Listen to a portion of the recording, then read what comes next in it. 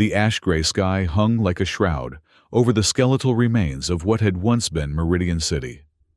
Jagged silhouettes of broken towers reached upward like pleading fingers, their shadows stretching across debris-choked streets. The wind whispered through empty window frames, carrying the acrid scent of lingering chemical fires and something else, something alien that never quite left the air after the war. Jace Merritt adjusted his respirator and checked the scanner strapped to his wrist. The device's dim blue glow illuminated the network of scars across his knuckles as he tapped the cracked screen, coaxing it back to life.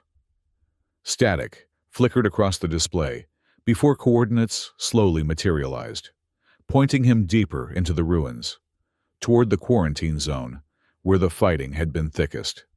"Worth the risk," he muttered to himself, voice muffled behind his mask. The transport bot hovering at his side emitted a low, disapproving whir. Its dented chassis bore the scars of a dozen scavenging runs like this one. "We're not debating this," Jace said firmly, patting the machine's scratched hull. "The old district's got medical tech that hasn't been picked clean. 3, maybe 4 injector cartridges and we eat for a month."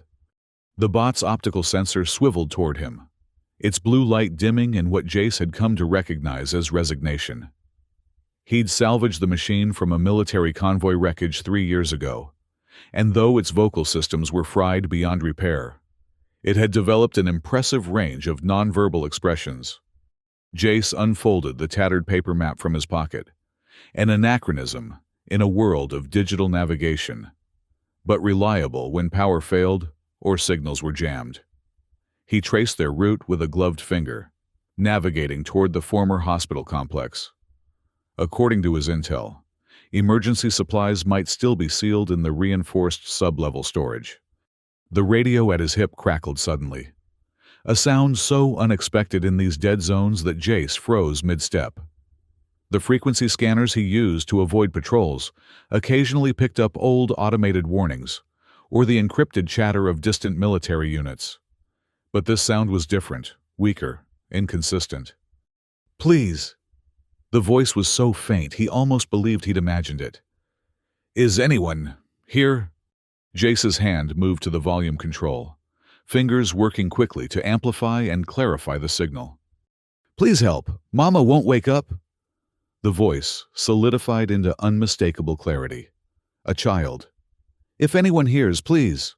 Something about the voice struck Jace immediately. A slight harmonic undertone, an almost musical quality to the words that marked it as non-human. The realization tightened his chest. Alien survivors in the ruins were rare. Most had fled or been relocated after the peace treaties were signed. Jace hesitated, finger hovering over the transmit button. Responding meant deviating from his carefully planned route. It meant risk. It meant involvement. The voice came again, smaller this time. "Please take me and Mama, human. I'm scared." The transport bot drifted closer, its sensor fixed on Jace's face. He sighed and pressed the transmit button. "This is Jace Merritt. I'm receiving your signal. Can you tell me where you are?" Silence stretched for so long that Jace wondered if the transmission had been lost. Then the radio crackled again. "The big building with the broken moon on top. We're under the fallen sky bridge. Mama said don't tell strangers where we hide. But..." The voice broke off, replaced by what sounded like stifled crying. Jace knew the building immediately. The old Planetary Exchange Center, with its crescent-shaped communications array, now hanging precariously from one anchor point. It was less than a kilometer away, but in the wrong direction entirely, away from his salvage target and toward the more unstable sections of the ruins. "I know where that is," he said into the radio. "What's your name?" "Luma," came the quick reply, as though relieved to be asked something she could answer confidently. "Luma Esperkellen. I'm 6 cycles old. Mama won't wake up and the red lights are getting closer." Red lights, military drones. Jace's pulse quickened. "Luma, I want you to stay very quiet and keep hidden. I'm coming to you. It might take me a little while, but I'm coming. Do you understand?" Yes, the tiny voice whispered. Please hurry. Human. The transport bot was already adjusting its heading, anticipating Jace's decision before he'd fully made it himself.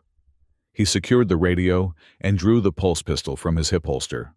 It was military grade, salvaged from the same convoy as the bot, with just enough charge for emergencies. This, he decided, qualified. Let's move, he told the bot, breaking into a jog, and scan for aerial patrols. The ruins became increasingly unstable as they approached the exchange center, with entire sections of buildings collapsed into the streets. Twice they were forced to backtrack and find alternate routes. The transport bot's sensors detected drone activity to the east, but the signatures were regular patrol patterns, not search algorithms. At least, not yet. The exchange center loomed ahead, its once gleaming facade now blackened and partially melted from plasma bombardment. The sky bridge that had connected it to the adjacent government tower lay shattered across the plaza, creating a chaotic jumble of twisted metal and fractured polycarbon. Somewhere beneath that wreckage were Luma and her mother. Jace crouched behind the remains of a decorative fountain, studying the terrain. Scan for life signs, he instructed the bot, and watch for structural weaknesses. The bot hummed softly as it extended a sensor array, sweeping the debris field methodically. After a moment, it projected a simple holographic map showing two heat signatures beneath the eastern section of the collapsed bridge, where it had partially wedged against a support column. Good work, Jace murmured, already plotting his approach. Keep scanning for drones. He navigated carefully through the rubble, testing each foothold before committing his weight. The afternoon light was fading, which offered better concealment, but made the treacherous footing even more dangerous. A misstep here could trigger a collapse, or, worse, alert any nearby patrols to his presence. When he reached the edge of the sky bridge wreckage, Jace activated his helmet lamp and peered into the shadowy space beneath. The bridge section had created an accidental shelter of sorts, though one that looked ready to collapse at any moment. Deeper inside, he caught a glimpse of movement. Luma, he called softly. It's Jace, the human from the radio. A small face appeared in the gloom, illuminated by his lamp. Jace had encountered several alien species during and after the war, but this child's appearance still caught him off guard. Her skin had a faint, silvery blue luminescence, almost translucent in places, and her large eyes, 3 of them, arranged in a triangular pattern, reflected his light, like polished obsidian. A fine pattern of delicate ridges traced her forehead and cheeks, pulsing softly, with an inner light that seemed to flicker in rhythm with her breathing. She was an Esper. The revelation sent a chill down Jace's spine. Of all the alien allies betrayed during the final days of the war, the Espers had suffered the most comprehensive extermination. Their telepathic abilities and mysterious connection to what humans had dubbed quantum consciousness had made them valuable allies initially, and then targets when fear overtook reason. You came, Luma whispered, her voice carrying the same harmonic quality he'd heard on the radio. I felt you coming closer. I said I would, Jace replied, carefully keeping his voice steady despite his shock. Where's your mother? Luma retreated into the shadows, gesturing for him to follow. Jace crouched lower and edged his way into the precarious shelter. The transport bot hovered anxiously at the entrance, unable to navigate the tight space. In the furthest corner, partially sheltered by a fallen section of wall paneling, lay an adult Esper. Her coloring was deeper than the child's, a rich indigo that had faded to a dull gray around her extremities. A bad sign. A deep gash across her forehead had crusted with dried fluid that glittered with an opalescent sheen. Her chest rose and fell in shallow, irregular movements. She protected me when the ceiling fell, Luma explained, gently touching her mother's hand. She made a shield with her mind, but it hurt her. She told me to call for help and then she went to sleep. Jace knelt beside the unconscious woman and checked her pulse, faint and erratic. And Esper's physiological responses differed from humans. But he knew enough field medicine to recognize someone in critical condition.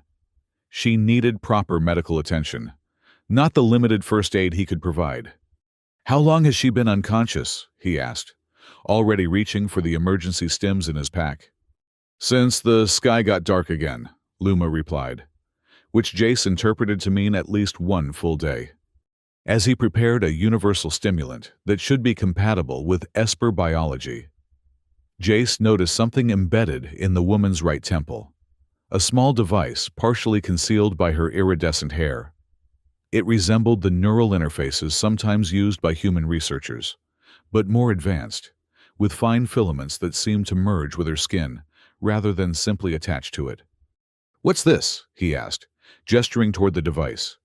Luma's 3 eyes widened, and she quickly covered the implant with her small hand. "The key," she whispered. "Mama says it's why we have to hide. It's why the soldiers want to find us." Before Jace could ask further questions, the transport bot emitted a sharp warning tone from outside. He froze, listening intently. In the distance, the distinctive hum of drone propulsion systems grew steadily louder. "We need to move," he said urgently. "Your mother needs medical help, and those drones will have this area surrounded soon." "But Mama said we'd be safe here until the dust storm passed," Luma protested. "Dust storm?" Jace checked his atmospheric monitor. The readings were climbing, particulates increasing as the wind shifted. A major storm was indeed approaching, which explained why they'd risked hiding in such an unstable location. When the toxic dust rolled in, even military drones would be forced to ground. "The storm's not close enough yet," he explained quickly. "We need better shelter, and your mother needs medicine." He administered the stimulant, hoping it would stabilize her enough for transport. "I have a secure location, but we have to move now." The injured Esper's eyes fluttered at the stimulant's introduction to her system. Her third eye opened first, focusing on Jace with startling intensity before the other 2 followed. Unlike her daughter's obsidian eyes, hers were a swirling silver violet that seemed to look through him rather than at him.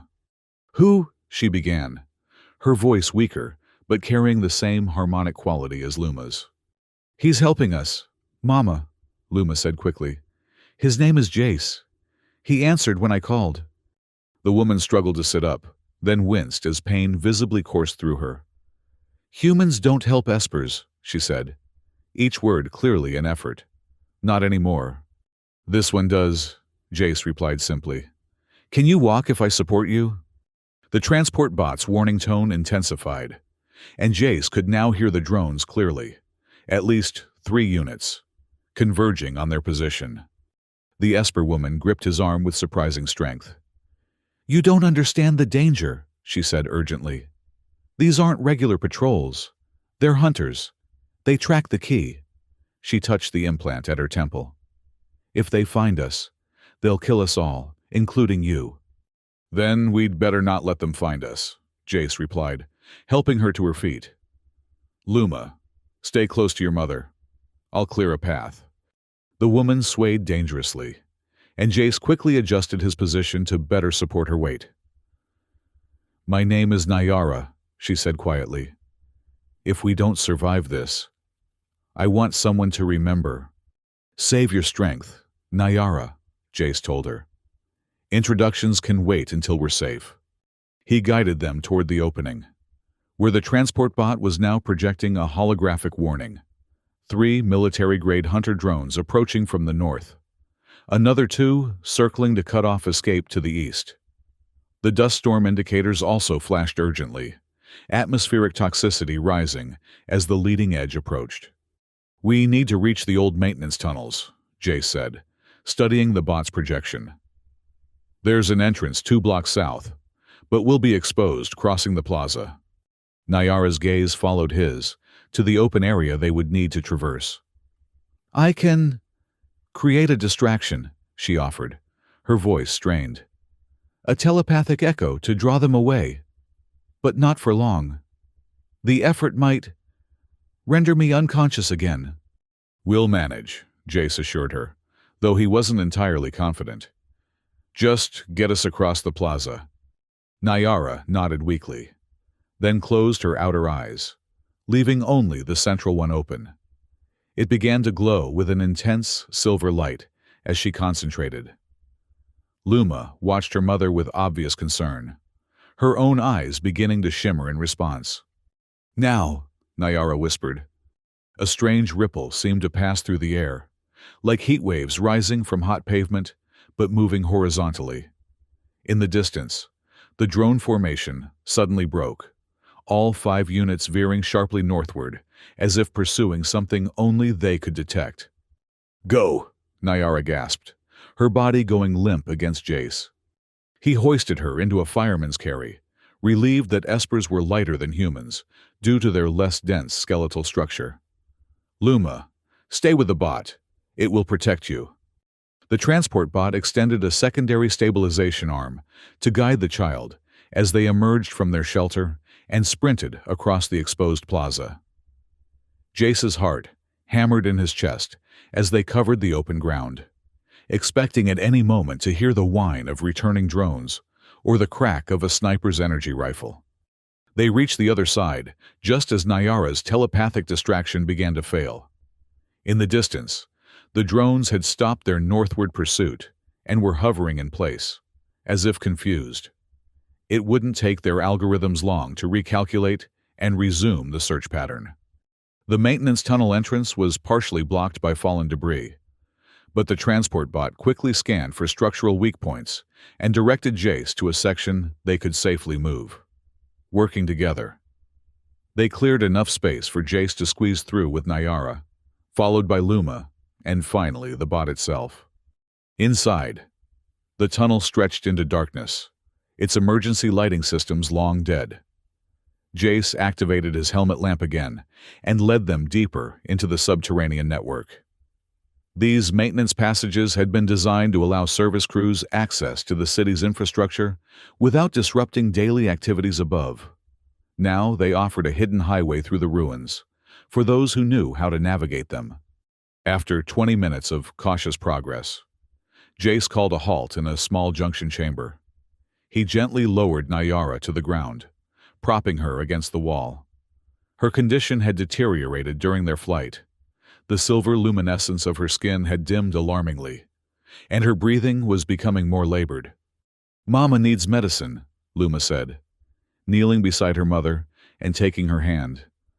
The child's voice remained calm, but her eyes betrayed her fear, all 3 pulsing with an anxious light. "I know," Jace replied, digging through his pack for the limited medical supplies he carried. "But what she really needs is a properly equipped medical facility." He found a nutrient pack designed for non-human biology and carefully administered it through a pressure injector. "This will help stabilize her for now." Nyara's eyes fluttered open at the injection. "The key," she murmured. "You must understand about the key." "Rest," Jace told her. "Save your strength, we're not out of danger yet." The transport bot projected another warning. The dust storm's intensity was increasing rapidly above ground, but it also detected communication signals being exchanged between military units. They were coordinating a systematic search of the area, including the tunnel network. "We need to keep moving," Jace said, studying the bot's projection of the tunnel system. "My shelter is still 2 kilometers away, and these passages don't go all the way there. We'll need to surface eventually." "The storm will ground their aerial units," Nyara said weakly. "But they'll send ground teams with protective gear. They want the key that badly." "What exactly is this key?" Jace asked, helping her back to her feet. "What makes it worth hunting you through a toxic dust storm?" Nyara touched the implant at her temple. "Truth," she said simply. "The complete, unaltered record of the final days of the war, the orders given, the betrayals authorized, the evidence that would shatter the peace built on lies."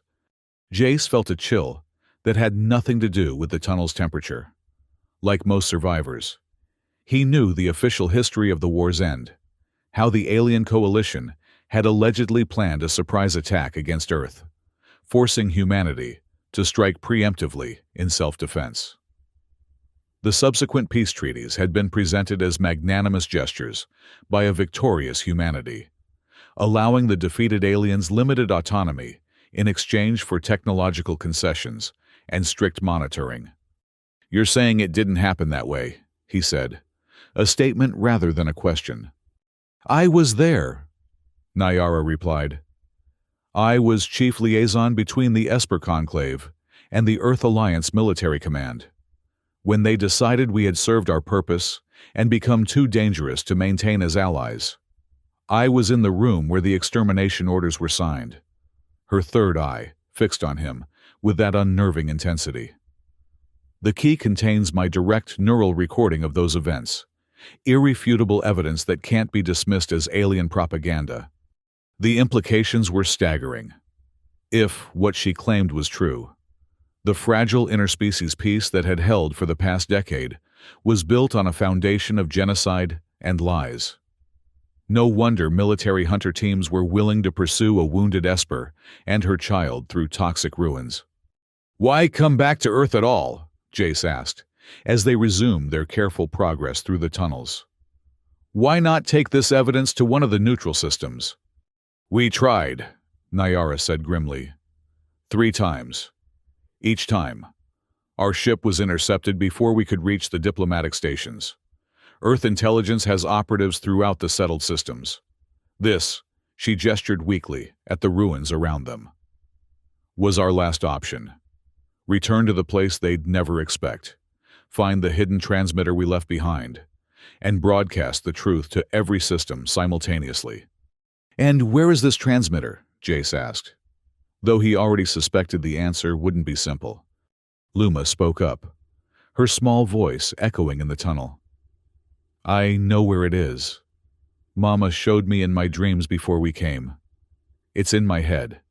She tapped her forehead, mimicking her mother's gesture toward the implant.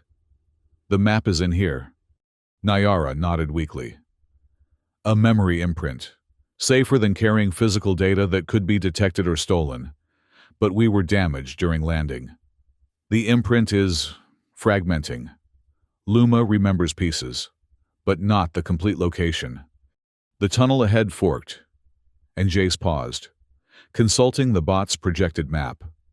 The left passage would take them closer to his shelter, but it also led toward a section of the ruins that had seen increased military activity in recent weeks. The right fork was longer, but potentially safer. As he deliberated, the distant sound of boots on metal grating echoed from somewhere behind them. Ground teams had entered the tunnel network. "Right fork," Jace decided quickly. "Move as quietly as possible."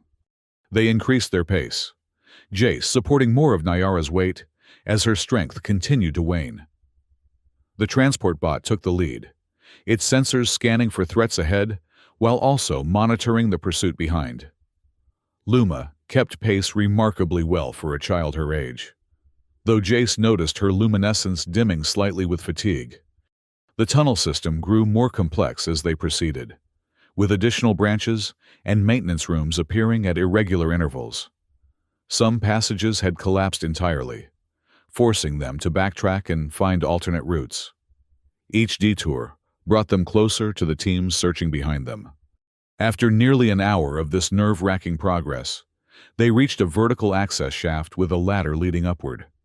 "This emerges in the old manufacturing district," Jace explained quietly. "My shelter is in a reinforced basement nearby. The storm should be in full force by now, which will give us some cover, but we'll need to move fast. The air will be toxic." He checked his respirator, then realized with a sinking feeling that he had no protective gear for either Nyara or Luma.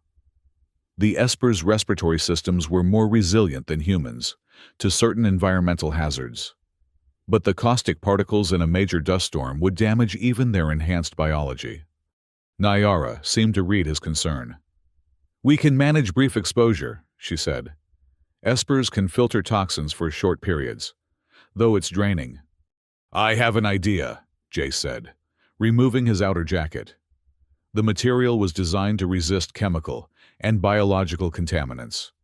Not as effective as a proper hazard suit, but better than nothing.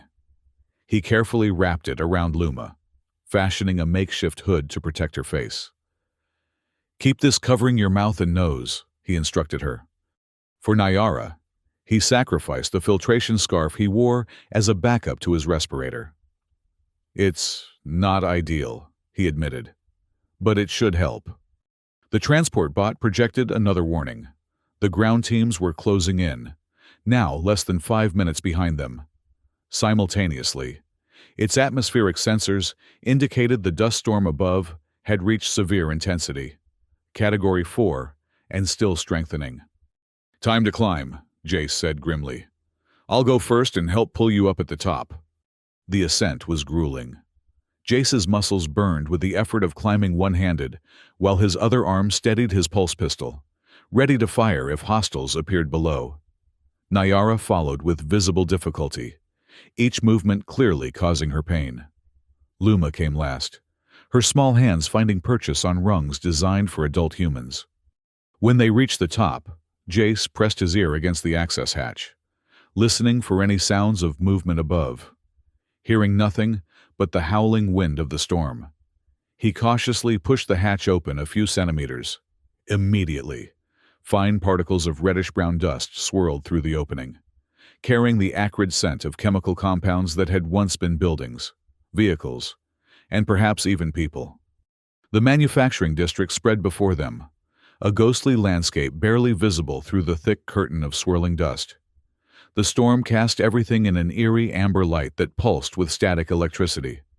Occasional flashes of lightning illuminated the skeletal remains of factories and warehouses. "Stay low and follow me exactly," Jace instructed, as he helped Nayara and then Luma through the hatch. "The footing is treacherous, and there are sinkholes where the foundations have collapsed." They moved like wraiths through the storm, bent double against the punishing wind. Visibility was reduced to mere meters, which provided excellent cover from pursuers, but also made navigation challenging. Jace relied on the transport bot's guidance, its sensors still functional despite the electromagnetic interference generated by the storm. Luma stumbled once, her small form nearly disappearing in a sudden gust of dust-laden wind. Jace caught her arm just in time, pulling her back from the edge of what proved to be a concealed drainage channel.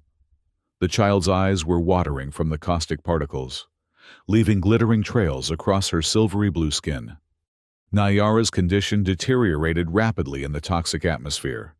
Despite the filtration scarf, she was clearly struggling to breathe, and her steps became increasingly unsteady. When she stumbled a second time, Jace made a quick decision and hoisted her onto his back again, ignoring the protests of his already strained muscles. After what seemed like an eternity, but was probably less than 15 minutes, they reached a partially collapsed building that had once housed a small manufacturing operation. Its upper floors had been sheared away by bombardment during the war, but the basement level remained largely intact, reinforced to protect the sensitive equipment once housed there. Jace led them to a loading dock whose security door had been painstakingly repaired and reinforced. A concealed scanner verified his biometrics, and the heavy door slid open with a hiss of equalizing pressure. They stumbled inside, and the door sealed automatically behind them, cutting off the howling wind and swirling dust. In the sudden silence, Jace could hear the labored breathing of both espers as their bodies struggled to process the toxins they'd inhaled.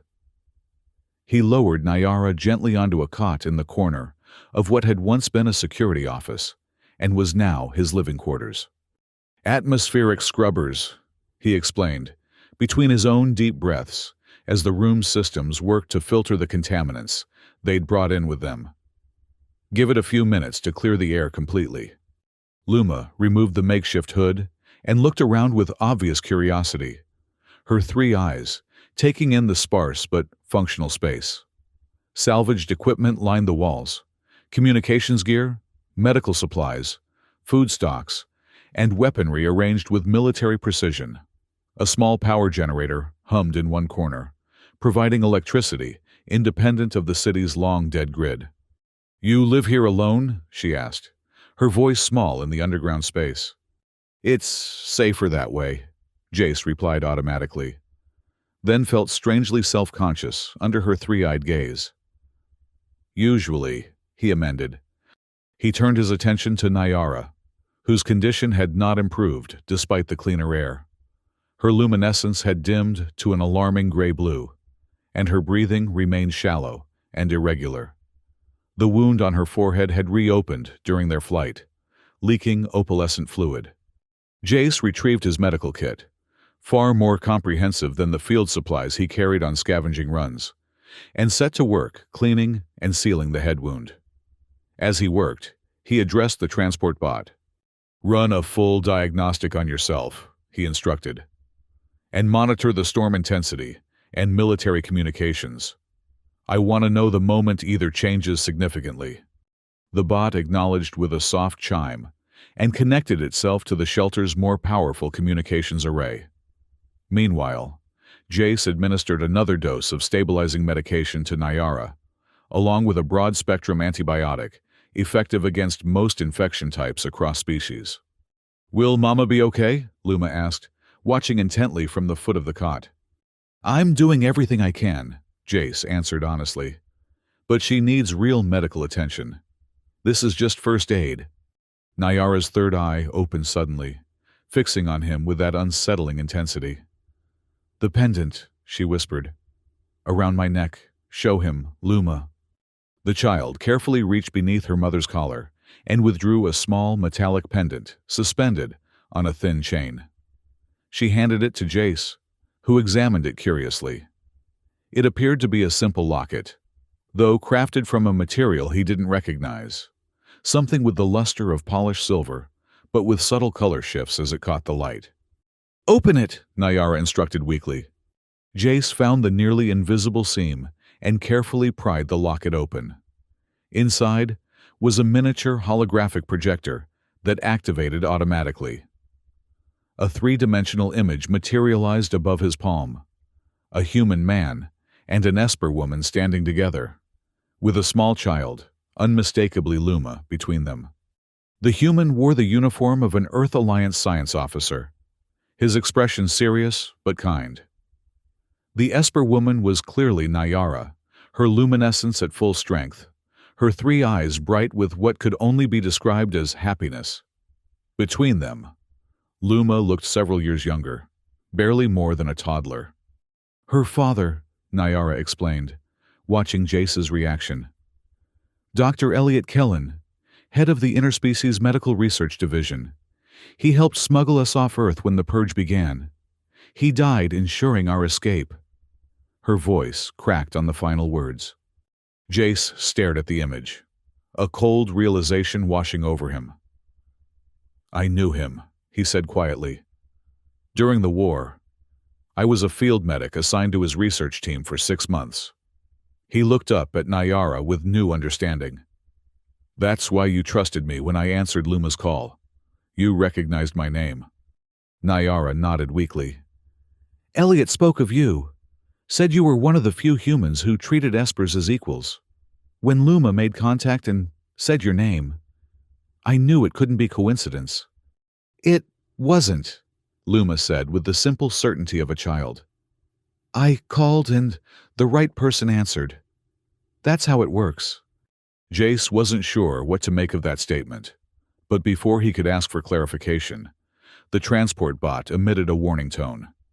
Its holographic display showed the storm's intensity beginning to wane, though it would still be hours before it dissipated completely. More concerning were the communication intercepts. The military hunter teams had established a perimeter around the manufacturing district and were preparing for a sector-by-sector search once conditions permitted. "They're persistent," Jace muttered, studying the tactical display. Most patrols would wait out a Category 4 storm safely in their bunkers, not plan search patterns. "I told you," Nyara said grimly. "These aren't regular soldiers. They're Special Directive, the military's Black Operations Division. They answer directly to the Central Command Council, and they have one mission: Ensure the truth stays buried. She struggled to sit up, wincing with the effort. We need to reach the transmitter before they find us. Once the broadcast begins, it can't be stopped. And where exactly is this transmitter? Jace asked, returning to the question Luma had only partially answered earlier. The child's eyes brightened slightly. I remember pieces, she said. A tower with 3 spikes that look like fingers reaching for the stars. A room with walls that sing when you touch them. A door that only opens when you think the right thoughts at it. Nyara nodded. The old Esper embassy, she explained. Before the war turned, we maintained diplomatic headquarters in what humans called the Harmony District.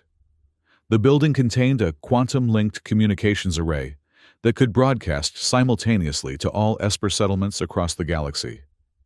It's shielded against conventional detection methods. The military likely believes it was destroyed during the bombardment. Was it? Jace asked. Damaged, but the core systems are self-repairing, Nyara replied. By now, it should be functional again, waiting for an authorized user to activate it. Jace considered this information carefully. The Harmony District was on the opposite side of the ruins, at least 10 kilometers away, through heavily damaged and likely monitored terrain. Reaching it would be challenging under normal circumstances. With military hunter teams actively searching for them, it seemed nearly impossible. We'll need a better plan than just walking there, he said finally. And we'll need to get you stabilized first. He turned to the transport bot. Pull up everything we have on the Harmony District. Maps, patrol patterns, anything that might help plan a route. As the bot complied, Jace noticed Luma watching him with an expression of intense concentration. All 3 of her eyes narrowed slightly. What is it? He asked. You're different from what I expected, she said simply. Mama said most humans hate us now, that they believe lies about us, but you're helping even though it's dangerous. Not all humans believe the official story, Jace replied, suddenly uncomfortable under her scrutiny. Some of us were there. We saw what really happened. He turned away, busying himself with checking Nyara's vital signs, which had stabilized somewhat after the medication but remained concerning. The truth was more complicated than he'd admitted. For years after the war, he'd tried to forget what he'd seen, the systematic betrayal and extermination of alien allies who had fought alongside humans against a common enemy. He'd retreated to the ruins, becoming a scavenger, interacting with other survivors only when necessary for trade. The pendant with Dr. Elliot Kellen's image had stirred memories he'd long suppressed. Elliot had been one of the good ones, a scientist who believed in genuine cooperation between species, who had worked tirelessly to develop medical treatments that could benefit all sentient beings. When the military leadership had turned against their alien allies, Elliot had been among the first to disappear. Jace had assumed he'd been eliminated for his vocal opposition to the new policies. Now he knew the truth. Elliot had died helping his Esper family escape, and by some twist of fate or cosmic design, their paths had crossed with Jace's. The transport bot completed its data compilation, projecting a detailed map of the city, with the route to the Harmony District highlighted. The projection also showed known patrol patterns and surveillance nodes, areas of complete structural collapse, and sectors with particularly high toxicity levels lingering from the war. This doesn't look promising, Jace admitted, studying the projection. Even if we wait out the storm, there are at least 3 major military checkpoints between us and the embassy, and your mother isn't in any condition to make that journey. I can make it, Nyara insisted, though her weakened voice belied her determination. I must. The key has to interface directly with the transmitter. Only my neural patterns can authenticate the data and prevent it from being dismissed as fabricated. Jace shook his head. You're suffering from neural trauma, toxin exposure, and physical injuries. You need real medical treatment, not another trek through hostile territory. What about the tunnels? Luma suggested. The ones we used to get here. Do they go to the singing building too? Jace turned back to the map. The maintenance tunnel network doesn't extend all the way to the Harmony District, he explained gently. It was a different municipal zone with its own infrastructure. The transport bot suddenly emitted a different tone, not a warning, but an alert indicating it had found relevant information. It highlighted a section of the map where the maintenance tunnels came closest to the Harmony District, then overlaid another network, the city's old pneumatic waste disposal system, which did extend into the diplomatic zone. That might actually work, Jace said, studying the new information. The waste tubes were built to withstand significant pressure and structural stress. They might have survived the bombardment better than the surface structures. He zoomed in on the connection point.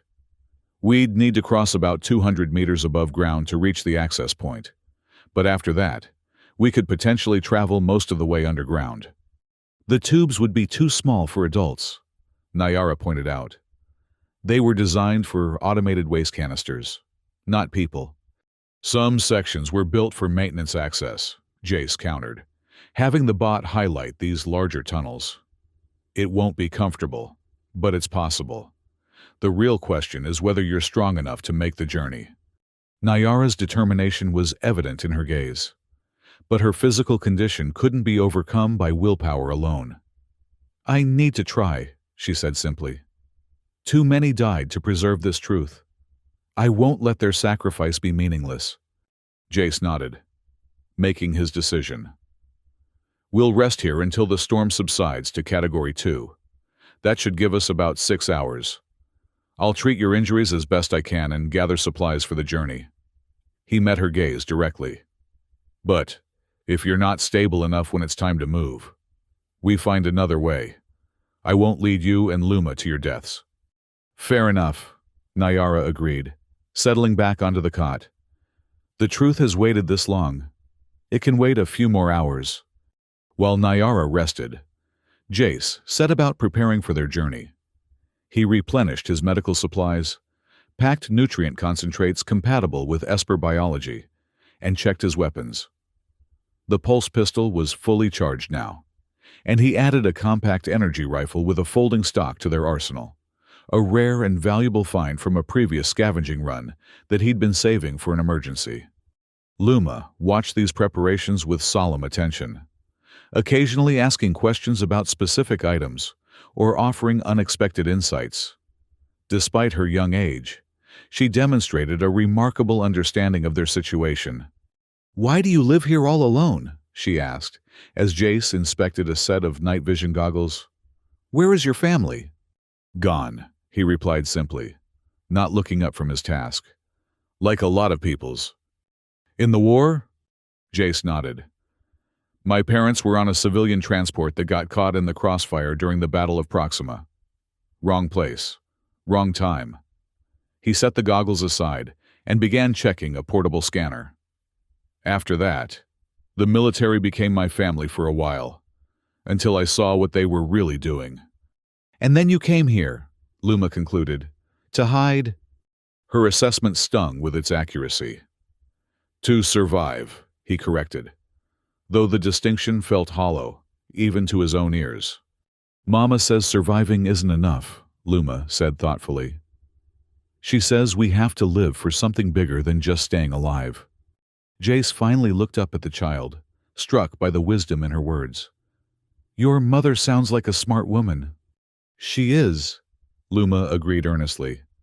"That's why the soldiers are so afraid of what she knows." The transport bot interrupted with another alert. It had detected increased communication activity among the military units surrounding the district. The storm was weakening faster than predicted, and the hunter teams were preparing to move in as soon as conditions permitted. "We need to accelerate our timeline," Jace decided, moving to check on Nayara. Her condition had improved marginally. The medications had reduced the swelling around her head wound, and her breathing was more regular. The luminescence of her skin had brightened somewhat, though it remained far duller than it should be. "Nayara," he said gently, rousing her from sleep, We need to move sooner than planned. The storm is clearing, and the hunters are getting ready. She blinked, all three eyes open, taking a moment to focus on his face. I'm ready, she said, though her voice remained weak. We'll need to use the bot differently for this journey, Jace explained, as he helped her sit up. It can't navigate the waste tubes with us, but it can create a diversion. If we program it to travel a different route on the surface, broadcasting a weak approximation of your neural signature, it might draw the hunter teams away from our actual path. Nyara considered this plan. The key's signature can be partially mimicked, she agreed. Not enough to fool them up close, but perhaps enough to confuse their remote sensors. She reached up to touch the implant at her temple. I can transfer a pattern the bot can use. Will that hurt you? Jace asked, concerned about further taxing her limited strength. No more than everything else has, she replied with a grim smile. While Nyara prepared the neural pattern, Jace knelt beside Luma. I need you to be very brave, he told her seriously. The journey ahead will be difficult and dangerous. You'll need to follow my instructions exactly, without hesitation. Can you do that? Luma's three eyes met his without wavering. I've been brave since I was very small, she said with simple dignity. I won't let Mama down. Jace felt an unexpected surge of emotion at her response. I know you won't, he said softly. And I won't let either of you down. The transfer of the neural pattern to the transport bot took only minutes, but it visibly drained what little energy Nyara had recovered. When it was complete, Jace administered another dose of stimulants, the last he dared give her without risking dangerous side effects. The plan is simple, he explained, as they prepared to leave. The bot will head northeast, creating a signature trail that should draw the hunter teams in that direction. Meanwhile, we'll move southwest to the tunnel access point. Once we're in the waste disposal system, we follow it as far as possible toward the Harmony District, then assess our options for the final approach to the embassy. Nyara nodded weakly. And if we're captured? Jace's expression hardened. We won't be, he said with more confidence than he felt. But if something happens to you, I'll get Luma to the embassy. The key may be in your head, but she has the location. Something is better than nothing. No, Nyara said firmly, gripping his arm. If I fall, you must remove the implant. It's designed to transfer to another host in emergency situations. It would be painful for Luma, but she could carry it to the transmitter. Jace stared at her in shock. You can't be serious. She's a child. A child who carries the hopes of entire species, Nyara replied. I don't say this lightly. Jace, the truth in this key could prevent another war, one that would make the last conflict seem like a border skirmish. The military leadership is preparing for a final solution to what they call the alien question. Billions of lives against one child's pain. Her eyes filled with anguished tears. As her mother, it breaks my heart. As the last keeper of this truth, I have no choice. Before Jace could respond, the transport bot signaled that the storm had diminished to Category 2 intensity. Their window for movement had arrived. The argument would have to wait.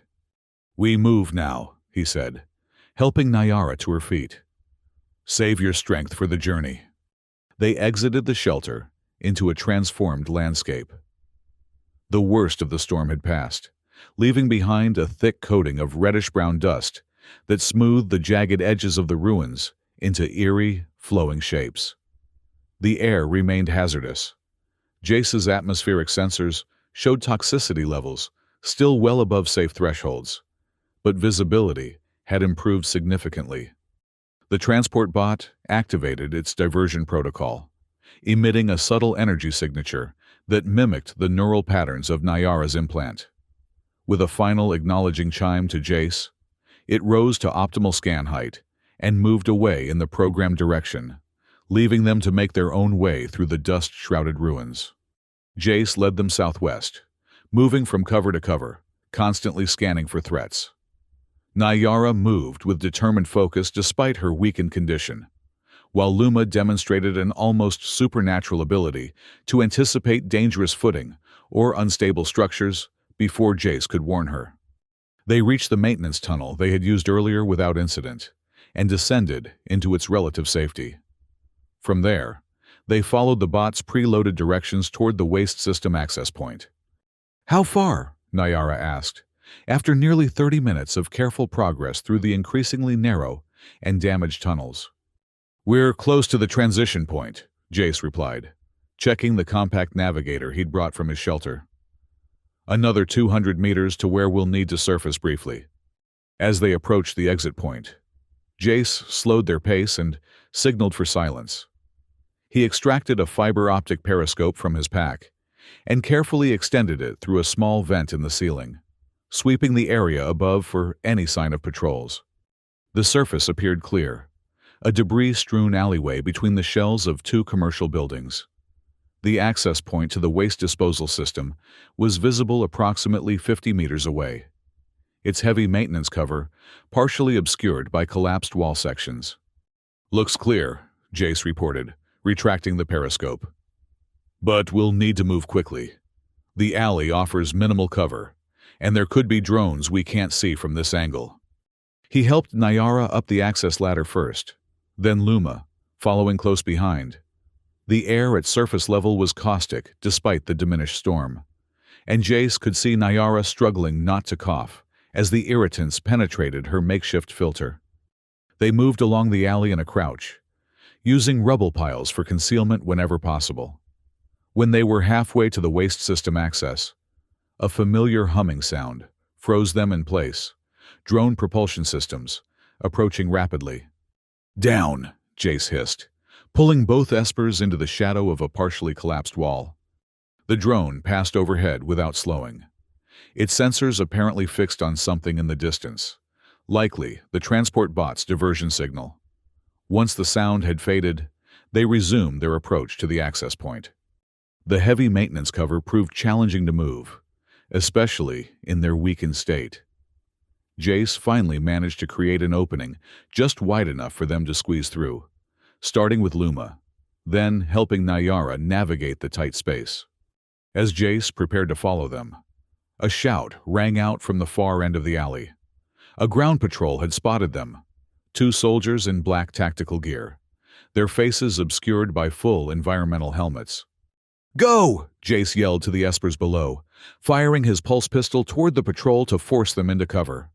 "Follow the plan. I'll catch up."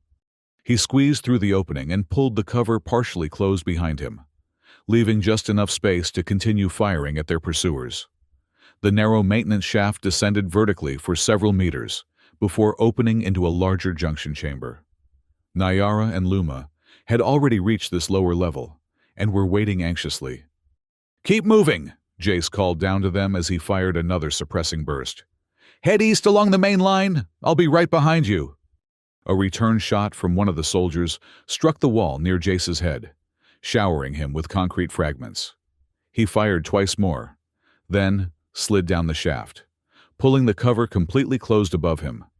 It wouldn't stop the patrol for long, but it might buy them precious minutes. He landed hard in the junction chamber and quickly oriented himself. The waste disposal system was a network of large pneumatic tubes that had once used compressed air to transport refuse to centralized processing facilities. Many of the tubes were too small for human passage, but the main maintenance corridors, designed to allow workers to access and repair the system, were just large enough to navigate in a crouch. Jace caught up to Nayara and Luma in one of these corridors. The dim emergency lighting that still functioned in parts of the system cast everything in an eerie green glow, reflecting off the silvery blue luminescence of the esper's skin. "They've called for backup," Jace reported grimly. "We need to move faster and put more distance between us and that access point." They proceeded as quickly as Nayara's condition would allow, navigating the confusing network of tunnels with the aid of Jace's navigator. The waste system hadn't been designed for intuitive human navigation. It followed the most efficient paths for pneumatic transport, resulting in sharp turns, unexpected drops, and confusing junctions. After nearly an hour of this claustrophobic progress, they reached a section where the tunnel had partially collapsed, leaving a narrow crawl space as their only path forward. "I'll go first," Jace said, examining the unstable-looking passage. "If it holds my weight, you two should be fine." He squeezed into the tight space, testing each movement carefully before committing his full weight. Halfway through, a sudden shift in the debris above sent a cascade of dust and small fragments raining down. Jace froze, waiting for the movement to settle before continuing. When he emerged on the other side, he signaled for Luma to follow next, reasoning that her lighter weight would be less likely to trigger a collapse. The child navigated the space with remarkable agility, her smaller size proving advantageous in the confined passage. Nayara's crossing was more precarious.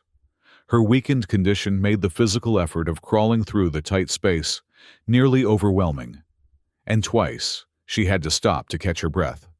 When she was almost through, another shift in the debris pinned her leg.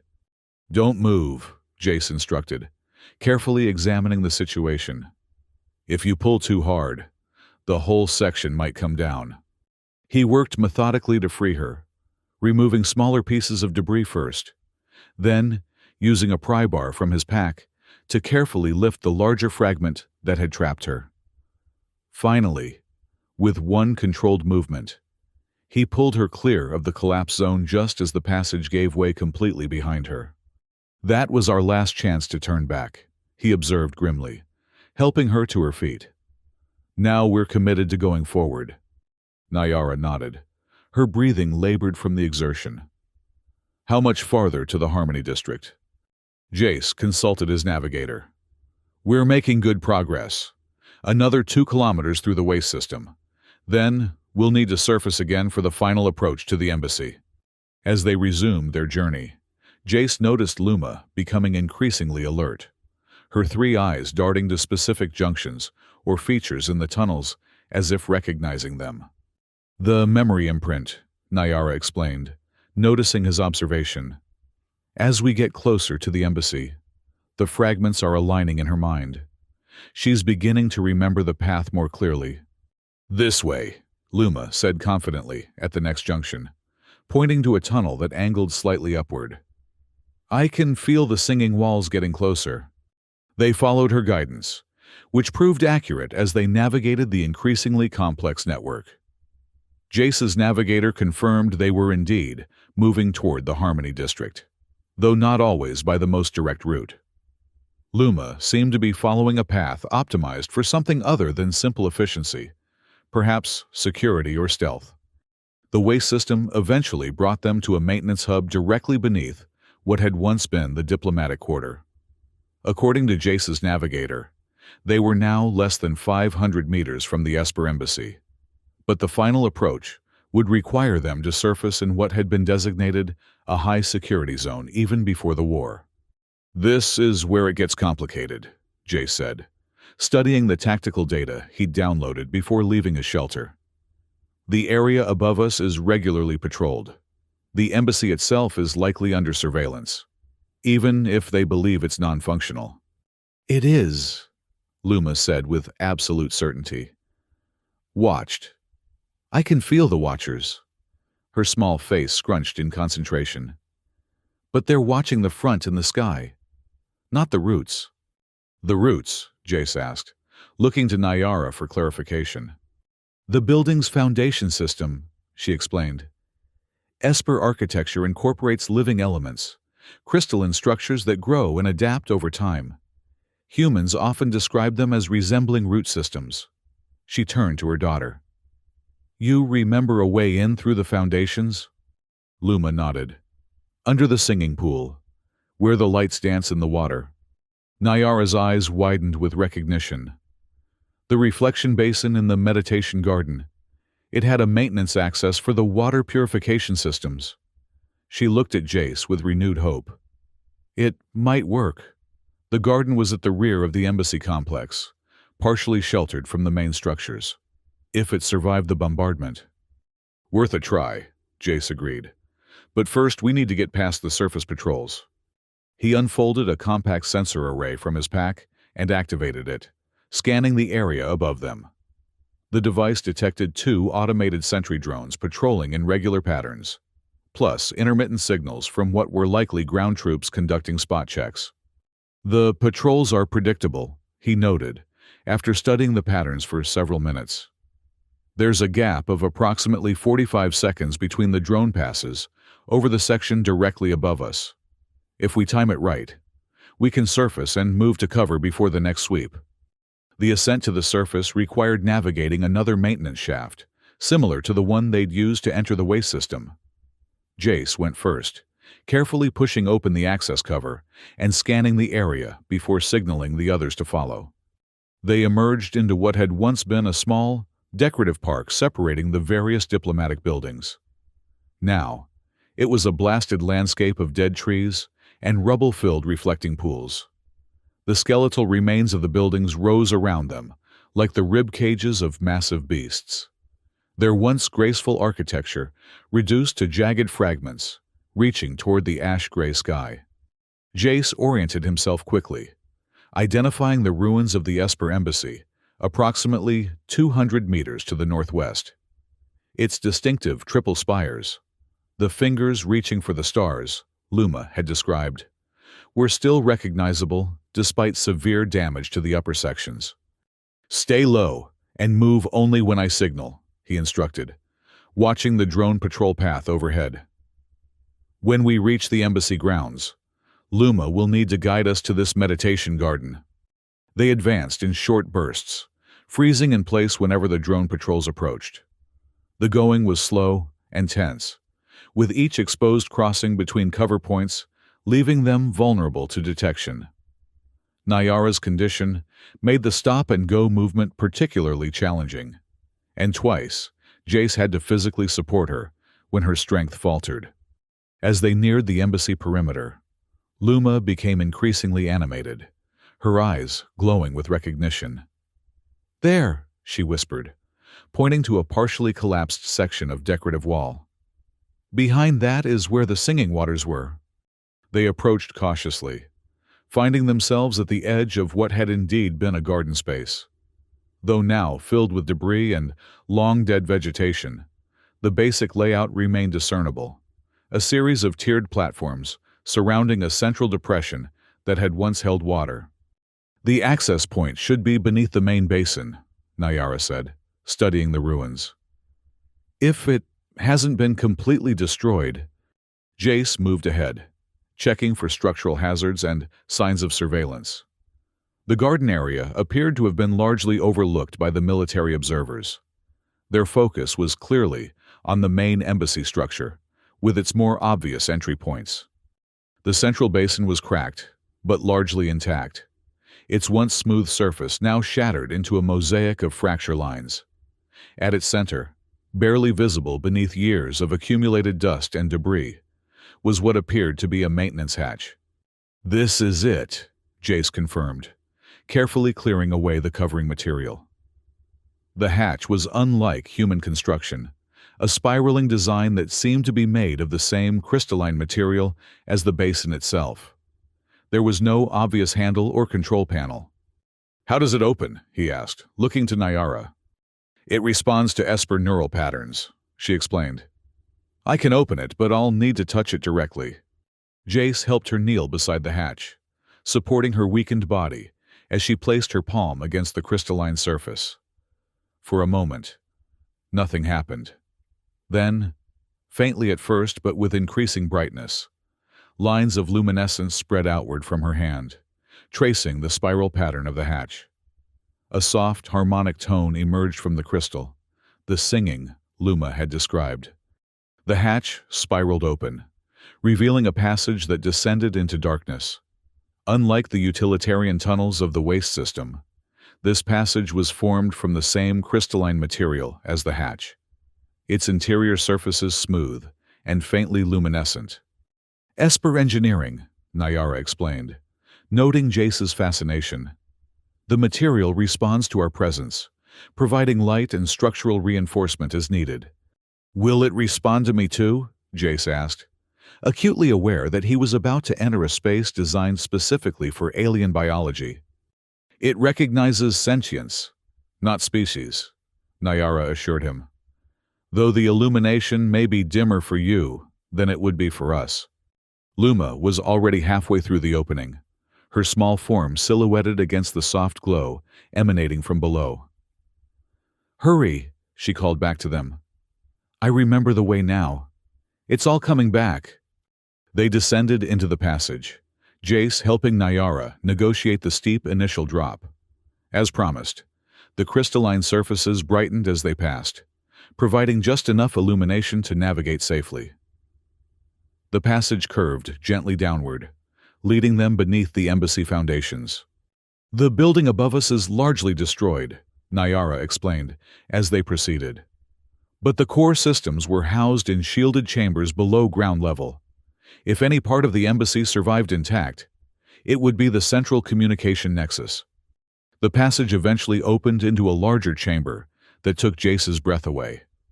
Unlike the ruined structures above, this space was largely intact and unmistakably alien in design. Crystalline pillars rose from floor to ceiling, their surfaces rippling with patterns of light that seemed to respond to their presence. The walls were covered in what appeared to be writing, complex geometric patterns that shifted and rearranged themselves as he watched. The waiting chamber. Nyara identified it, her voice stronger now, as if proximity to this place of her people was somehow revitalizing her. Beyond that archway is the communication nexus. The archway she indicated was framed by two larger crystalline formations that pulsed with a more intense light as they approached. Luma reached it first, placing her small hand against the surface beside the opening.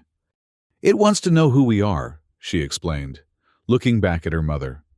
Nyara joined her daughter, placing her own hand beside Luma's. The light intensified dramatically, and the geometric patterns on the walls began to flow toward the archway, converging in complex arrangements. It recognizes us, Nyara said with evident relief. The systems are active, just dormant. They passed through the archway into a circular chamber dominated by a central crystalline structure that resembled a tree, a trunk-like column that branched into dozens of smaller formations reaching toward the ceiling. At the base of this structure was a platform with a depression clearly designed to accommodate an Esper in a reclining position. The broadcast node. Nyara identified it, moving toward the platform with renewed purpose. This is where I need to be to transmit the key's contents. Jace surveyed the chamber with a tactician's eye. Is there any way to secure this location? Once you begin the broadcast, the military sensors will detect the energy signature. The embassy has its own defenses, Nyara replied, gesturing toward what Jace had taken to be decorative elements along the walls. They'll activate automatically when the broadcast begins. They won't stop a determined military assault, but they might buy us enough time to complete the transmission. How long will that take? Jace asked, already calculating their odds. Approximately 15 minutes for full data transfer, Nyara said, positioning herself on the platform. Once initiated, it cannot be stopped, even if I'm killed. The system will complete the broadcast. Luma had moved to what appeared to be a control interface, her small hands hovering over its luminescent surface. I remember this part too, she said. I'm supposed to activate the sequence while Mama connects. Jace checked his weapons and positioned himself near the archway, the most likely entry point for hostiles. Do it, he said grimly. The sooner we start, the sooner it's done. Nyara lay back on the platform, which adjusted to cradle her body comfortably. The implant at her temple began to glow with increased intensity as she closed her outer eyes, leaving only the central one open and focused on the crystalline structure above. Luma placed her hands on the control interface, which immediately responded with a cascade of light patterns. The central tree began to pulse in rhythm with Nyara's breathing, and thin tendrils of crystalline material extended from the platform to make contact with the implant at her temple. "Connection established," Nayara reported, her voice taking on that harmonic quality again, but amplified now, resonating throughout the chamber. Broadcast initializing. The entire chamber came alive with light and sound, a harmonious convergence that made Jace think of music translated into visual form. The crystalline tree blazed with energy that flowed upward through its branches and presumably outward to whatever transmission apparatus remained intact above. Almost immediately, Jace's tactical sensors detected increased activity outside. "They've noticed," he reported, checking the readings. "Multiple converging signatures, ground teams, and aerial units." "How long?" Nayara asked, unable to move from the platform now that the connection was established. "Minutes at most," Jace replied, moving to a better defensive position and readying his weapons. "Luma, find cover." The child hesitated, reluctant to leave her mother's side. "Go with Jace," Nayara instructed firmly. "He'll protect you. I need to focus on the broadcast." Luma finally complied, joining Jace near the archway entrance. "The walls will help," she told him confidently. "They remember how to protect us." As if in response to her words, the geometric patterns on the chamber walls began to shift and solidify, forming what appeared to be reinforced barriers across vulnerable points. The archway itself remained open, but Jace noticed the crystalline material around it thickening, creating a more defensible choke point. The distant sound of weapons fire reached them, the embassy's automated defenses engaging the approaching forces. Jace checked his scanner again, grimacing at the readings. "Heavy weapons," he reported. "They're not taking any chances." Nayara's expression remained focused, her third eye fixed on the crystalline tree as data flowed from the implant to the broadcast system. 12 minutes remaining," she said. "The first phase is transmitting. The command-level orders authorizing the betrayal of all non-human allies." The sounds of battle grew closer. Jace positioned Luma behind the thickest section of crystalline barrier and moved to the archway, pulse rifle ready. "Stay down," he instructed her. "No matter what happens, don't expose yourself until I say it's clear." The first attackers reached the outer chamber moments later, black-clad soldiers with full tactical gear and energy weapons. Jace fired a controlled burst, forcing them to seek cover. The cramped conditions of the passage worked in his favor, preventing the soldiers from bringing their superior numbers to bear all at once. 9 minutes, Nayara reported, her voice strained but determined. Transmitting tactical data. The systematic targeting of alien civilian populations after their military forces were redirected to vulnerable positions. The exchange of fire intensified, with energy bolts scorching the crystalline material around the archway. Jace maintained a disciplined defense, making each shot count, knowing his ammunition was limited. 3 attackers lay motionless in the outer chamber, but more were arriving to replace them. A soldier managed to throw a concussion grenade through the archway. Jace spotted it, in time to shout a warning, "Down!" before diving for cover himself. The blast shook the chamber, sending crystalline fragments raining down from above. The walls absorbed much of the concussive force, but the shock still left Jace momentarily disoriented. 7 minutes, Nayara continued, seemingly oblivious to the battle raging around her. Transmitting evidence of sabotaged peace negotiations, falsified intelligence used to justify preemptive strikes against Allied forces. Taking advantage of Jace's momentary disorientation, 2 soldiers rushed the archway. He recovered in time to drop one with a well-placed shot, but the second made it through, firing wildly as he sought cover inside the chamber. Jace engaged him in close-quarters combat, knocking aside the soldier's weapon and delivering a decisive blow that rendered him unconscious. But the breach in their defenses had cost precious time, allowing more attackers to press forward. 5 minutes, Nayara announced, her voice weakening as the strain of the transmission took its toll. Transmitting personal testimony, eyewitness accounts of atrocities committed against surrendering alien populations. A new sound joined the chaos, the distinctive whine of heavy cutting equipment. The military forces, unable to breach the defenses quickly enough, were attempting to create a new entry point by cutting through the embassy's foundation structures. "They're coming through the east wall," Jace warned, dividing his attention between the archway and the new threat. "I can't cover both points."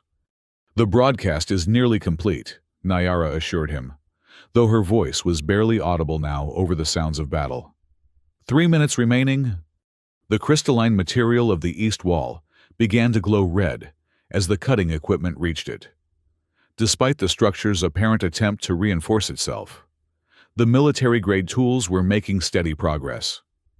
Meanwhile, more soldiers continued to pressure the archway entrance, keeping Jace pinned with sustained fire.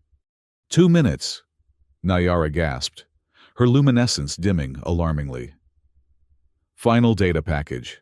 The names and personal authorizations of those responsible for the betrayal and subsequent cover-up. The east wall suddenly gave way, a circular section collapsing inward as soldiers equipped with breaching gear forced their way through. Jace shifted his fire to this new threat, but he was hopelessly outnumbered now, fighting a desperate holding action against overwhelming force. 1 minute, Nyara whispered, her voice fading. Verification protocols activating, transmission authenticity being confirmed by all receiving stations. A stray energy bolt struck Jace in the shoulder, spinning him around and sending his rifle clattering across the floor. He drew his pulse pistol with his good arm, continuing to fire. But the end seemed inevitable. Black-clad soldiers were entering from both breaches now, their weapons trained on Nyara's prone form on the broadcast platform. "Surrender immediately!" the squad leader demanded, his amplified voice echoing through the chamber. "Cease the transmission, or we will open fire." "You're too late," Nyara replied, a hint of triumph in her weakened voice. "The truth is already free. Transmission complete in 10 seconds. The squad leader signaled to his troops, who took aim at Nyara. Jace made a desperate lunge toward Luma, intending to shield her with his body from what was about to happen. 3, 2, 1. Transmission complete, Nyara announced. The crystalline tree blazed with blinding intensity for a moment, then settled into a steady, pulsing glow. "It's done. The truth is known throughout the galaxy." The squad leader's finger tightened on the trigger of his weapon, his face a mask of cold determination behind his tactical visor. Jace braced for the inevitable barrage of energy fire that would cut down both Nyara and likely himself and Luma as well. But before the soldier could fire, a new sound filled the air, the unmistakable roar of massive engines descending from above. The chamber shook with the proximity of what could only be capital-class ships entering the atmosphere directly over their position. "Sir!" one of the soldiers called out, checking a tactical display on his wrist. "Multiple vessels breaking orbit, Peacekeeper class and civilian observers. They're broadcasting on all frequencies." The squad leader hesitated, his weapon still trained on Nyara. "What are they broadcasting?" he demanded. "The same data," the soldier replied, his voice tight with shock. "The Esper transmission. It's being rebroadcast by witnesses from a dozen species. The entire diplomatic corps is en route. Fleet Command is ordering an immediate stand-down." A tense silence fell over the chamber as the implications sank in. The military forces had been prepared to eliminate witnesses and destroy evidence in a covert operation. But they now faced the prospect of committing these acts under the direct observation of interstellar witnesses. The squad leader lowered his weapon slightly, his expression hidden behind his visor, but his body language betraying his uncertainty. "This isn't over," he said finally, gesturing for his troops to fall back. "Higher authorities will determine the response to this security breach." "The truth isn't a security breach," Jace countered, still shielding Luma with his body. "It's just the truth. Go tell your commanders that their secrets are exposed, and the galaxy is watching." The soldiers retreated through the breaches they had created, maintaining tactical discipline but clearly executing a withdrawal rather than a temporary retreat. The thunderous sound of ships continued overhead, and Jace's scanner indicated dozens of smaller craft now descending toward their position. When the last soldier had gone, Jace rushed to Nyara's side. The transmission had taken a terrible toll on her already weakened body. Her luminescence had dimmed to a faint glow, and her breathing was shallow and irregular. "We did it," she whispered as he knelt beside her. "The key's contents are known. They can't bury the truth again." "Save your strength," Jace urged, already preparing another dose of stabilizing medication. "Help is coming. Those ships will have medical personnel." Luma joined them at the platform, taking her mother's hand. "The walls are happy," she said, looking around at the still glowing crystalline surfaces. "They say many friends are coming." Nyara smiled weakly at her daughter. "Yes, friends we thought lost forever." She turned her gaze back to Jace. "Elliot would be proud of you. You finished what he started." "Save your energy," Jace repeated, administering the medication. "You need to survive this. Luma needs you." He didn't add that he had begun to need her too. This strange, brave alien woman who had risked everything for truth. The crystalline walls of the chamber pulsed with increasing luminescence as new presences approached. The harmonic tones that had accompanied the broadcast shifted to a different pattern, a welcoming melody that seemed to resonate with Luma's very being. The child's eyes brightened in response, all three widening with wonder. "They're here," she whispered. "The witnesses." The archway entrance filled with new figures. Not the black-clad soldiers of moments before, but a diverse collection of beings.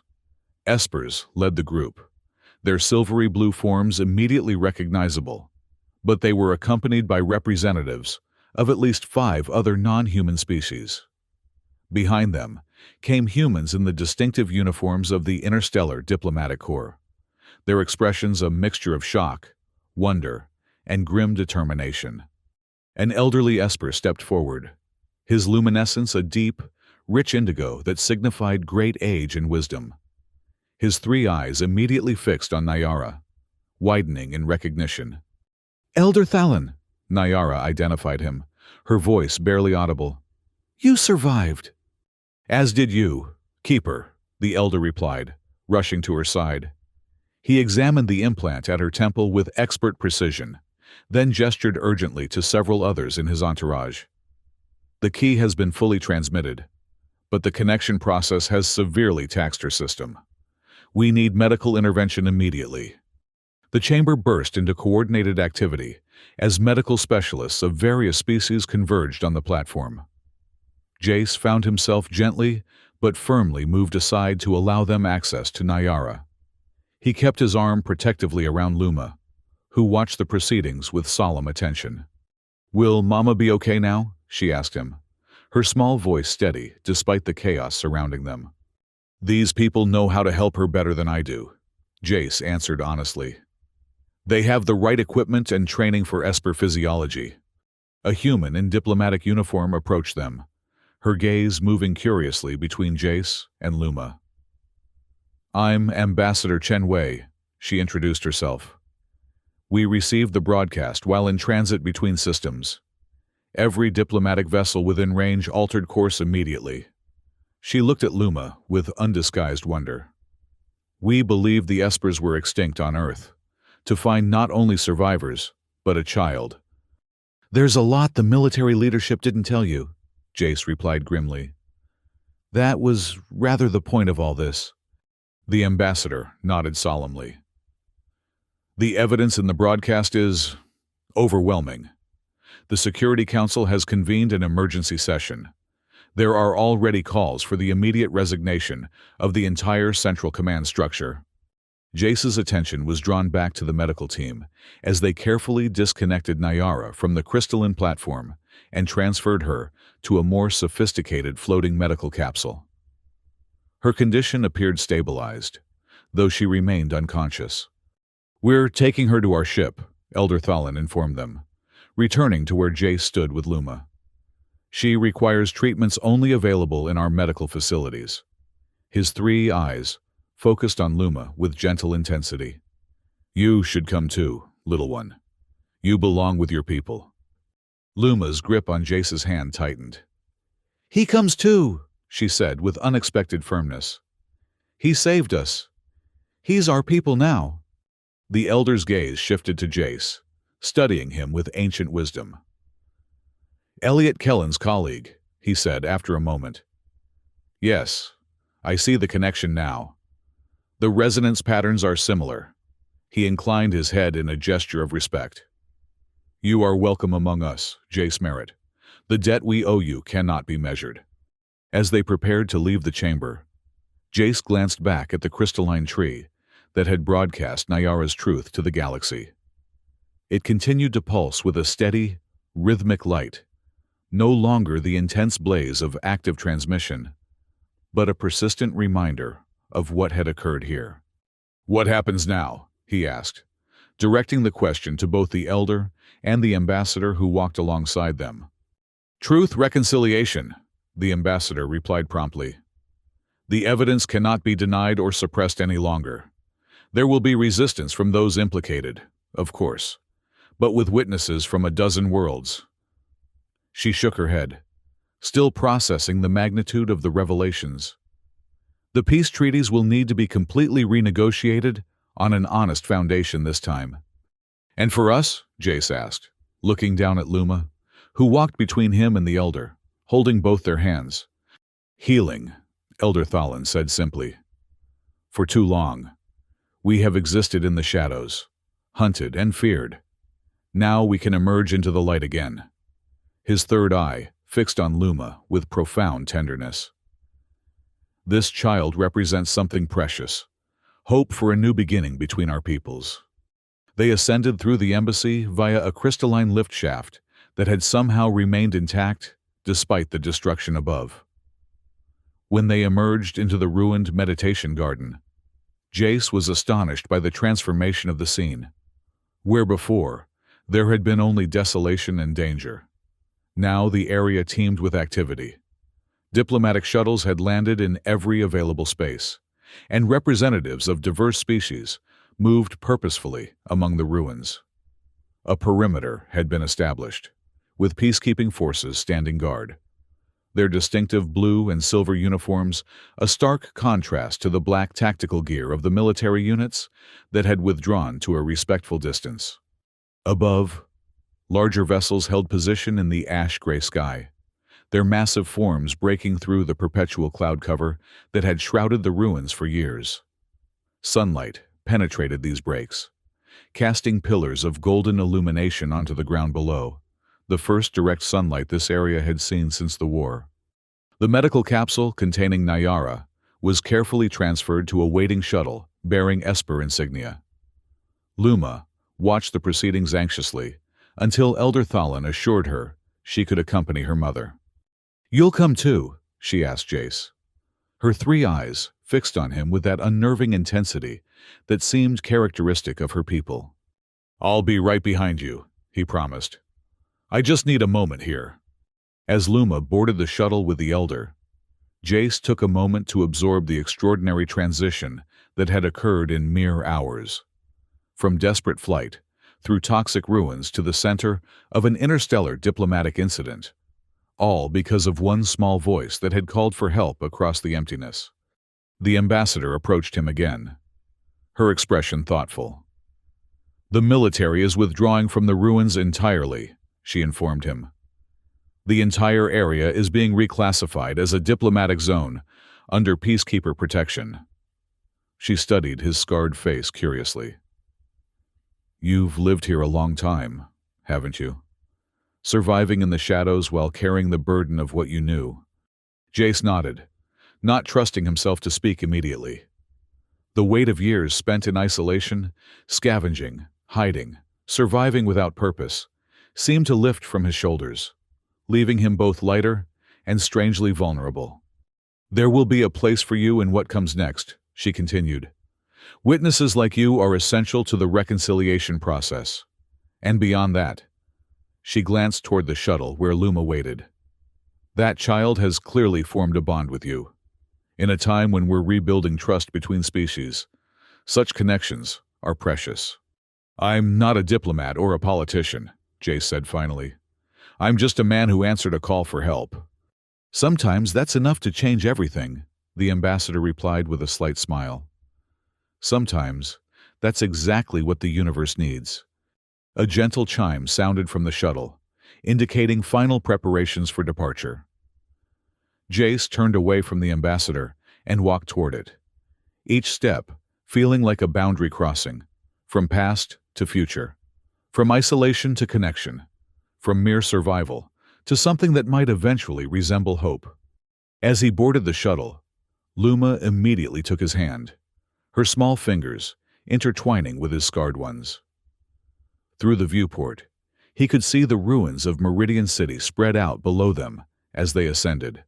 The skeletal towers and ash-covered streets that had been his whole world for so long, now shrinking to insignificance. "Mama is doing better," Luma informed him, her harmonic voice bright with relief. "The healers say she'll wake up soon." "Good," Jace replied, squeezing her hand gently. "She needs to see what her courage has accomplished." The shuttle docked with a larger vessel in high orbit, an Esper diplomatic ship whose elegant, flowing design contrasted sharply with the utilitarian military vessels Jace was more familiar with.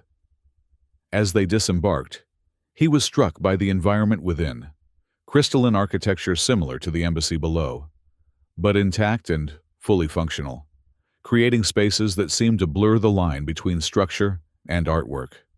Nyara had been taken directly to the medical bay, where the healing technology of her people, far more advanced than anything in human medical science, was already repairing the damage to her neural pathways and physical form. Luma insisted on showing Jace to a viewing area where they could observe the procedure. "The singing light is fixing her," the child explained, watching as patterns of luminescent energy flowed around her mother's still form. "It remembers how she should be, and is helping her remember too." Jace didn't fully understand the technology, but he could see that Nyara's condition was indeed improving. The natural luminescence of her skin was strengthening, returning to the rich indigo he had seen in the holographic image with Elliot. "Your father would be very proud of both of you," he told Luma, who leaned against his side as they watched. "You carried his hope forward when it seemed impossible." "He would be proud of you too," she replied, with that simple directness that continually caught him off guard. "You were his friend, and you helped us when no one else would." They remained there for hours, watching Nyara's healing progress. Occasionally, diplomatic representatives or Esper officials would approach Jace with questions about the events leading to the broadcast, but they were respectful of his need to remain with Luma. Word of his role in protecting the last bearers of the truth had spread quickly, earning him a kind of deference that made him deeply uncomfortable. It was well into the night cycle of the ship when Nyara finally opened her eyes. All three focused immediately on the viewing window where Jace and Luma stood. A smile spread across her face, no longer strained by pain or weakened by injury, but radiant with genuine joy. Luma immediately dashed to the medical bay entrance, with Jace following more sedately behind.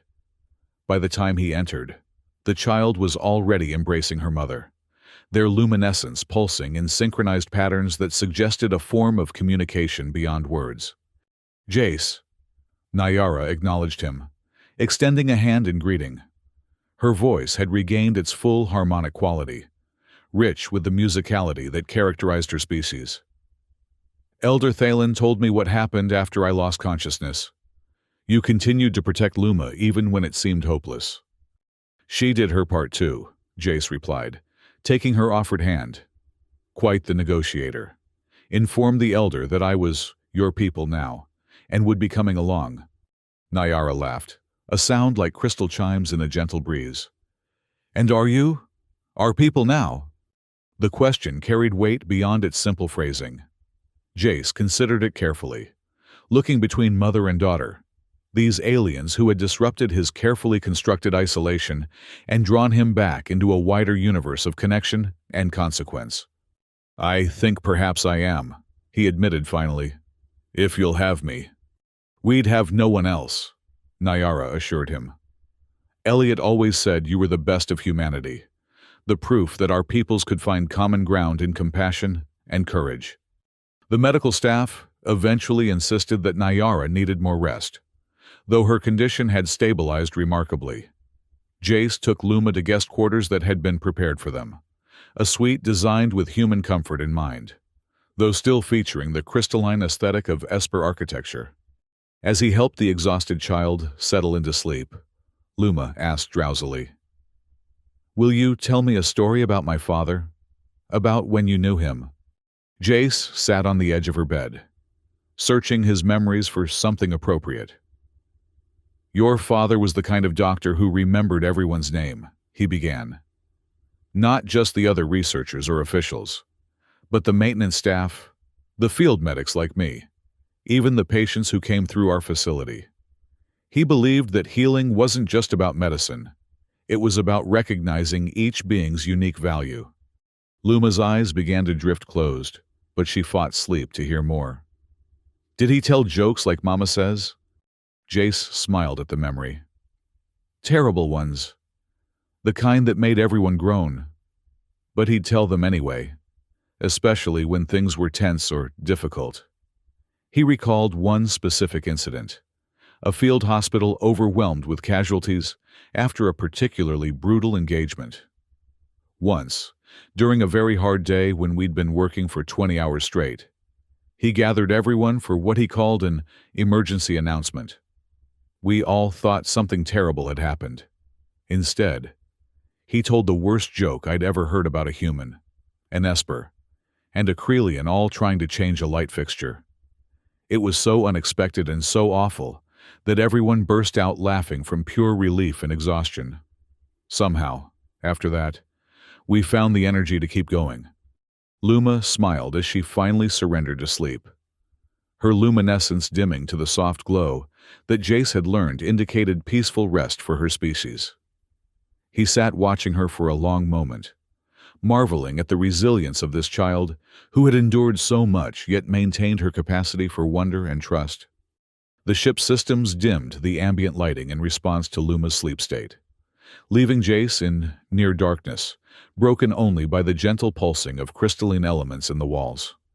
For the first time in years, he allowed himself to truly contemplate a future beyond mere survival. A future shaped by the truth now spreading throughout the galaxy and the connections he had formed with these remarkable beings. The days that followed brought a whirlwind of diplomatic activity.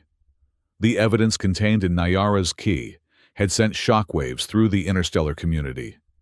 The Earth Alliance government was in turmoil as implicated officials either resigned in disgrace or faced removal.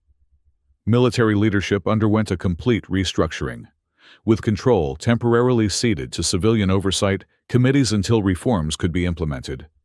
More personally significant to Jace was the arrival of other Esper survivors, small groups who had been hiding in remote locations throughout Earth and its colonies, maintaining mental shields that had concealed their presence from military hunters. With the threat removed and the truth revealed, they emerged from hiding, many traveling to the diplomatic vessel to see for themselves the child who represented their future. Luma became something of a celebrity among both Espers and other species, the living embodiment of resilience and hope. She handled the attention with remarkable grace for one so young. Though Jace noted, she often retreated to his company when the constant interaction became overwhelming. Nyara's recovery continued rapidly under the care of her people's healers. The neural implant, the key that had carried such momentous truth, was carefully removed once its contents had been fully verified and preserved in multiple secure archives.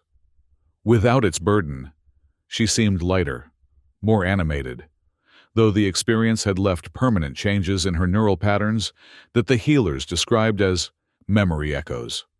A week after the broadcast, as the diplomatic vessel prepared to depart Earth orbit for the Esper homeworld, Jace found himself standing with Nyara in an observation dome, watching the blue-white curve of the planet below. The sight stirred complex emotions. This world had been both home and prison, the source of both his deepest wounds and most meaningful connections. "What will you do now?" Nyara asked, her three eyes studying his expression with that penetrating awareness characteristic of her species. "I've been asked to testify before the Truth Reconciliation Commission," he replied. "After that, I'm not sure." He hesitated, then added, "The Diplomatic Corps has offered me a position as a liaison to the Esper Conclave, given my unique connections." "And will you accept?" Jace turned from the viewport to face her directly. "That depends. Where will you and Luma be?" Nyara's luminescence brightened subtly, an indication of positive emotion that Jace had learned to recognize.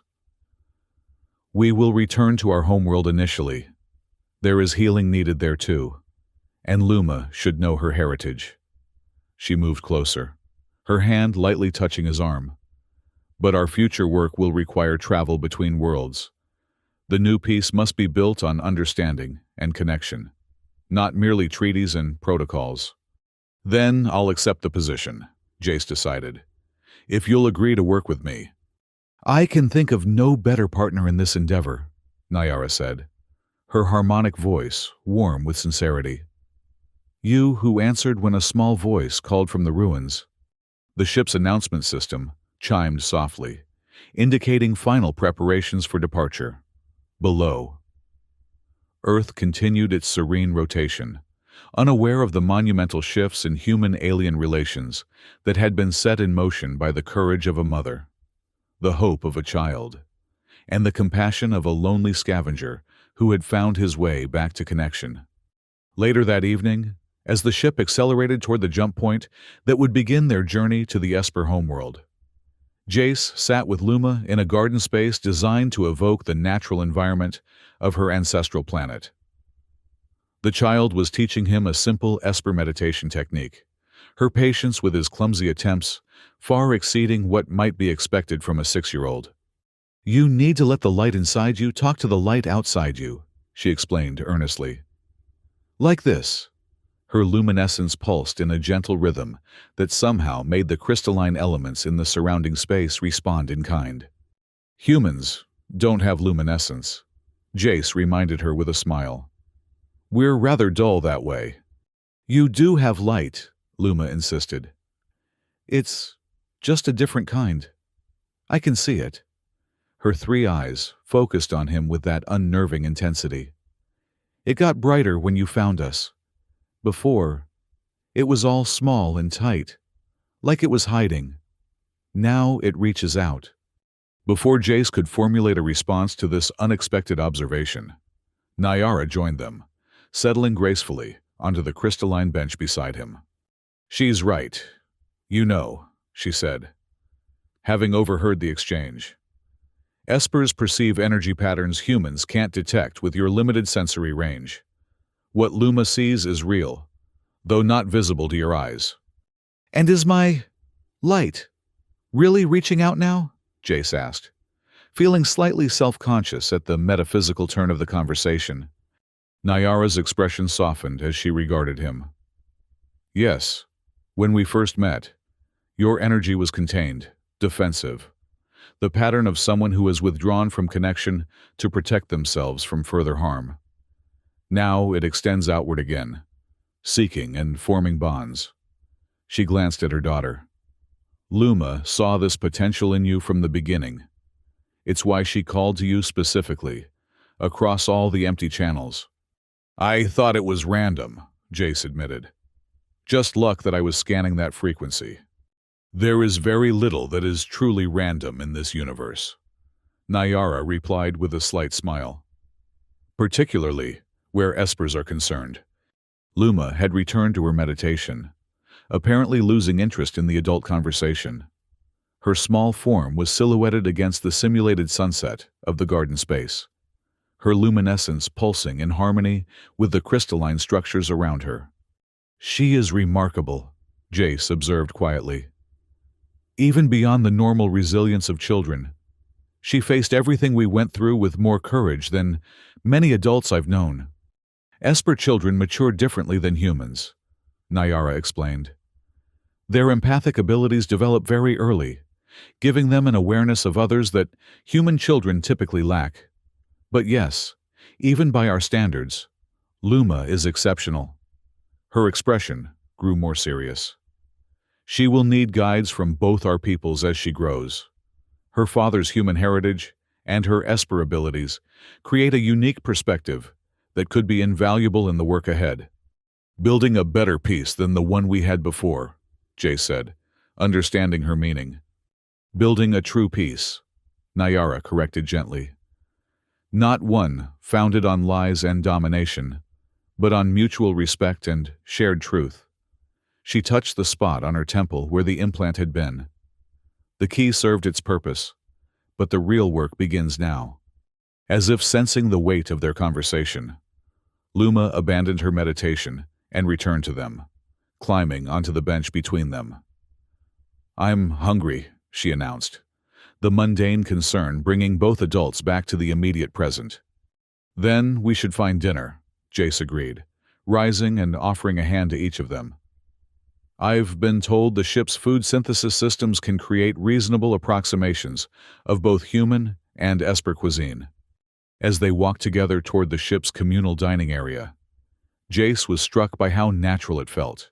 This improvised family unit formed in crisis, and now navigating an uncertain but hopeful future.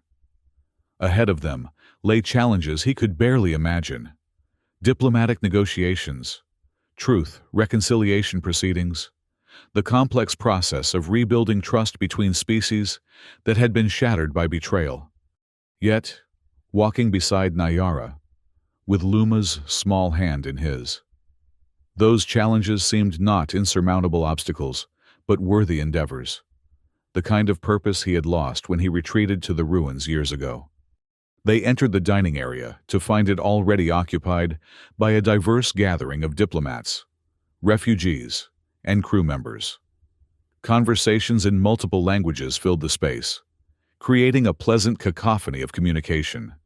Where once such a scene would have overwhelmed Jace, driving him to seek solitude, now he found himself scanning the crowd for familiar faces and potential allies. Elder Thalon noticed their arrival and gestured them toward a table where he sat with representatives from 3 other species: a Krelian, with its distinctive crystalline exoskeleton, a Valerian whose membranous wings were folded neatly against its back, and a human woman in the uniform of the diplomatic corps. "Perfect timing," the elder greeted them. "We were just discussing the preliminary framework for the new interspecies accord. Your perspectives would be valuable." As they joined the table and introductions were made, Jace found himself drawn into a discussion about the principles that should guide the new relationship between Earth and its former allies. His experiences both during the war and in its aftermath provided insights that the diplomats found unexpectedly useful.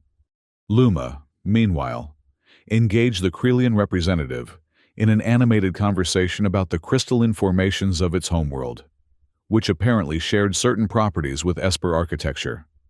Her natural curiosity and lack of prejudice charmed the alien diplomat, whose species had been among those most brutally targeted in the post-war purges. Watching this scene unfold, Nayara leaned close to Jace and said quietly, "This is how it begins, not with grand treaties signed by distant leaders, but with genuine connections formed person to person. This is the foundation that cannot be easily broken." "Because it's built on truth this time," Jace replied, understanding completely. "And on something even more powerful," Nayara added, her gaze moving to Luma, who was now attempting to mimic the Krelian's distinctive clicking speech pattern, much to the alien's apparent delight. "Hope, the belief that we can create something better than what came before." As the diplomatic vessel accelerated toward its jump point, leaving the Earth system behind, The conversation at their table continued, ideas flowing, perspectives merging and diverging, common ground being discovered. It was, Jace realized, the beginning of the new narrative that would replace the lies of the past. And it had all begun with a tiny voice echoing from the ruins. "Please take me in, Mama, human." He had answered that call, not knowing it would lead him from isolation to connection, from mere survival to genuine purpose. Now, surrounded by this unlikely assembly of beings, united in pursuit of a better future. Jace Merritt finally felt something he had thought lost forever in the ashes of war. He felt home,